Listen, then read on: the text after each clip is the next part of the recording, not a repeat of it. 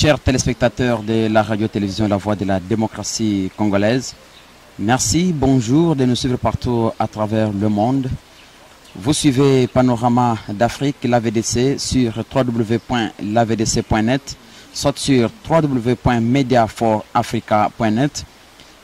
C'est grâce à l'expertise de Don Kaimbe, notre cher et estimé confrère à partir de New York aux États-Unis d'Amérique. Je suis Raphaël Chananga à partir de Kinshasa en République démocratique du Congo. Aujourd'hui, nous avons une question très épineuse et comme vous le savez, l'orientation scolaire pour quel objectif dans le développement de l'éducation ou des enfants en République démocratique du Congo.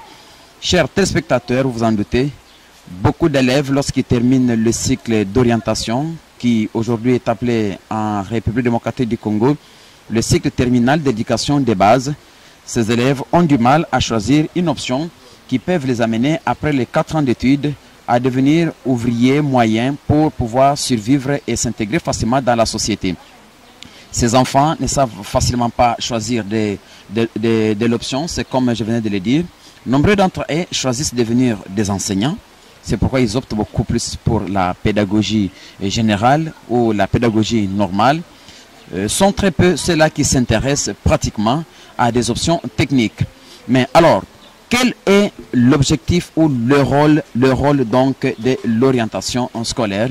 C'est pour cela que vous voyez à ma droite un monsieur bien étranglé. Bonjour. Bonjour. Il s'agit de Jean Kaniki. Jean Kaniki qui est spécialiste en orientation scolaire.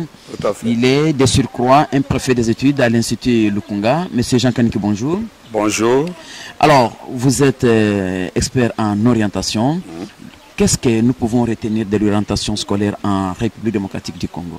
Oui, avant d'entrer dans le vif du sujet, je voudrais d'abord circonscrire les concepts. Parce que quand nous parlons de l'orientation, les gens doivent saisir les fonds et l'explication exacte du concept orientation. Vous savez, les dictionnaires définissent l'orientation de la manière dont tout le monde connaît. L'orientation étant comme placer quelque chose dans la situation par rapport à l'Orient. Et quand on parle de l'Orient, par rapport à l'Orient, c'est-à-dire par rapport aux points cardinaux. L'orientation, c'est placer, c'est l'action de placer quelqu'un dans la situation convenable, dans la situation du confort. Mais l'orientation maintenant en tant que science. L'orientation en tant que science, c'est un ensemble de méthodes, de procédés, psychopédagogiques pouvant permettre à l'enfant de s'adapter dans son milieu scolaire. Et cette adaptation, c'est par rapport à ses aptitudes, par rapport à ses capacités intellectuelles, par rapport à l'ensemble des connaissances acquises. Donc, orienter quelqu'un, ça appelle à beaucoup de procédés, ça appelle à beaucoup de techniques qu'il faut utiliser, ça fait appel à des méthodes, observation, entretien et surtout au cursus scolaire et à l'ensemble des connaissances. C'est-à-dire orienter quelqu'un, c'est savoir, voir dans quel domaine l'enfant est fort pour le mettre dans une filière d'études où il s'adaptera le mieux possible.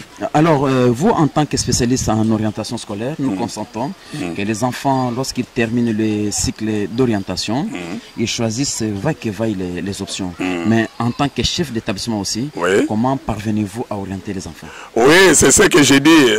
Tout cela, c'est un processus d'aide où lui-même, le psychotechnicien, l'orienteur, ce n'est pas lui-même qui doit dire à l'enfant l'option ou la section qu'il doit choisir. Mais vous venez de dire ici que ça dépend maintenant des aptitudes des enfants.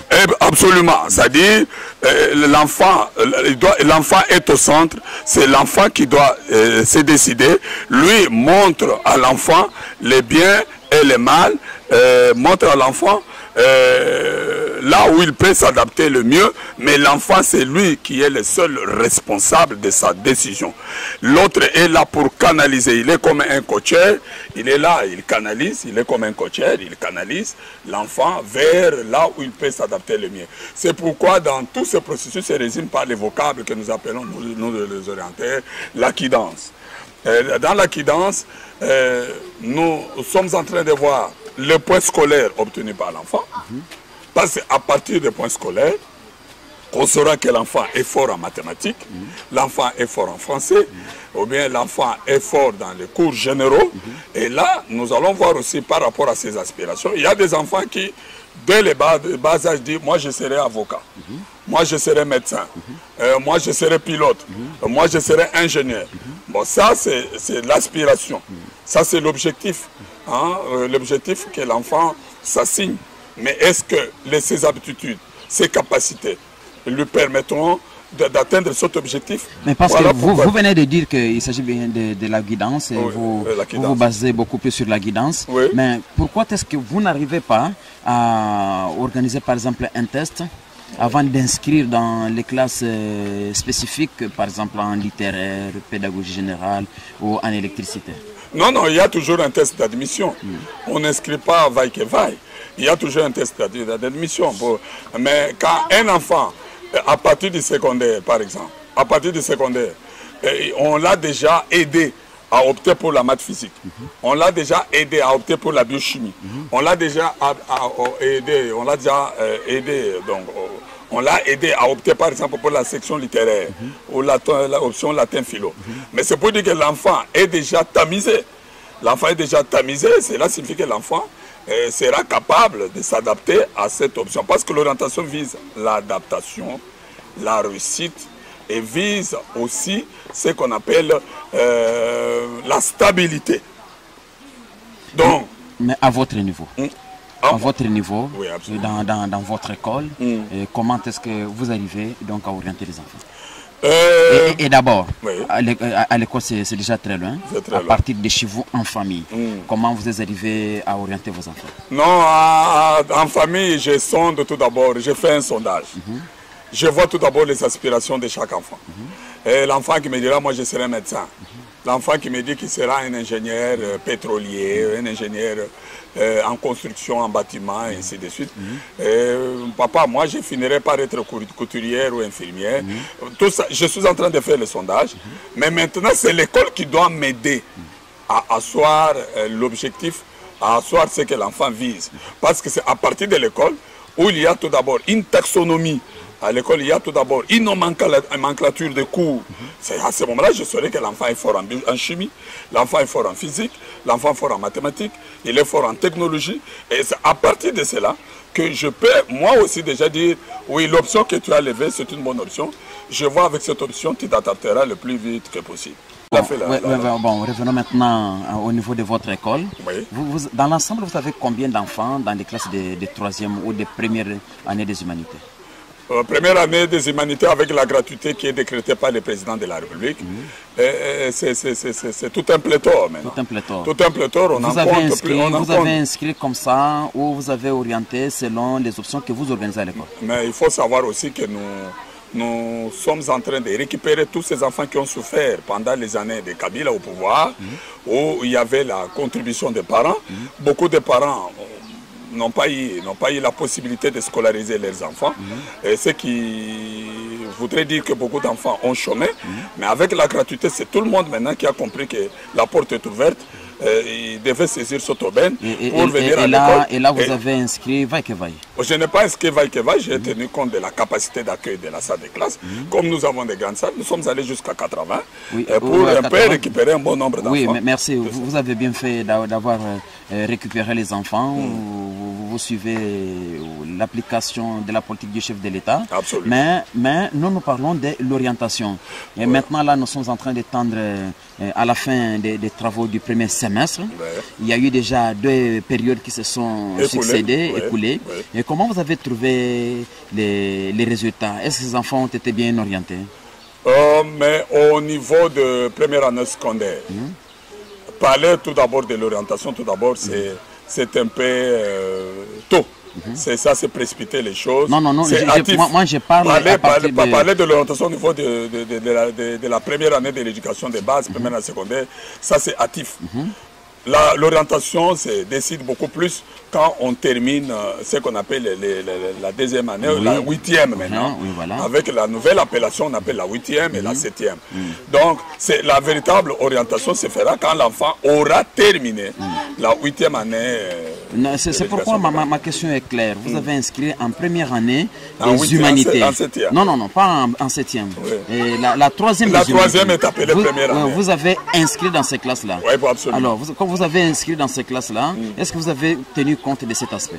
De la guidance, de l'orientation, ou d'un test, ou des aptitudes de chaque enfant? Vous savez, les enfants eux-mêmes aussi le disent, hein, et puis les enfants viennent de toutes parts. Hein. Les enfants viennent de beaucoup d'écoles, et souvent les enfants disent qu'effectivement, dans chaque école a un conseiller d'orientation, et l'enfant lui-même dit qu'il a été orienté dans telle option, voilà, il vient ici.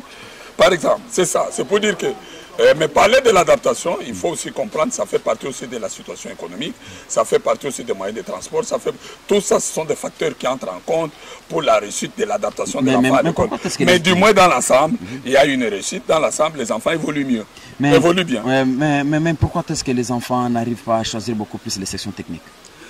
C'est ce que je dis, les enfants n'arrivent pas à choisir des sections techniques. Tout d'abord, ils sont butés aux problèmes d'ordre financier, tout ça. C'est ça aussi parce que les sections techniques appellent à beaucoup de dépenses. Les parents doivent débourser beaucoup d'argent aussi. Ça aussi, c'est ça le problème. Et puis, il faut faire la campagne de sensibilisation. La campagne de sensibilisation des filières d'études qui existent en République démocratique du Congo. Ça, c'est une tâche qui nous revient. C'est pourquoi l'orienteur, le conseiller d'orientation doit être équipé. Chers téléspectateurs, je disais tantôt que vous êtes en train de suivre la radio-télévision La Voix de la démocratie congolaise, la VDC, Panorama d'Afrique.